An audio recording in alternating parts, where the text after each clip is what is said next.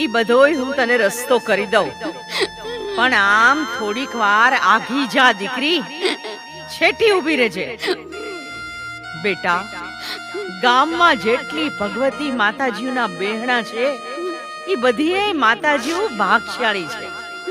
હું એક જ માતાજી એવી છું જે ગામના ઝાપાના કિલમાં બેઠી છું.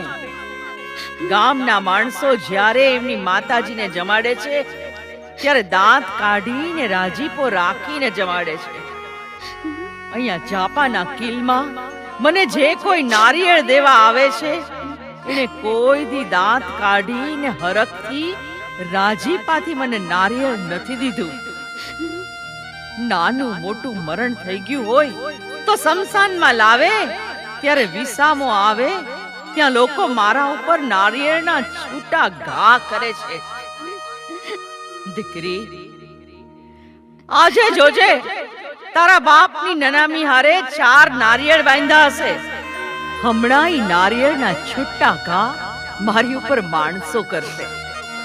અરે એમાંથી એકાદું નારિયેળનું ફાડું તને લાગી જશે તો દીકરી, હું આખા ગામને સાફ કરી નાખીશ. માડી હવે અમને શું લાગવાનું છે? જે લાગવાનું હતું એ તો આ ત્રિલોકના નાથે લગાડી દીધું. હવે બીજી વાત માડી છોડી દ્યો.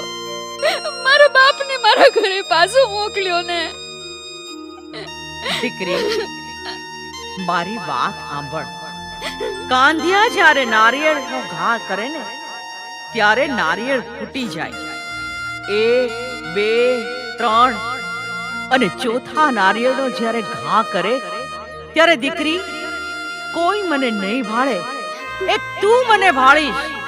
હું મેલડી કેવી છું ઈ જોજે.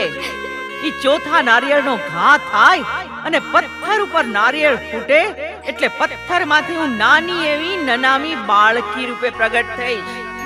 માથે વેતના જટુકલા, હાથમાં ખાંડુડી છરી લઈ ને હું તારા બાપના બંધ ન તોડી નાખું તો હું મેલડી નહીં. ખમ્મા માડી, ખમ્મા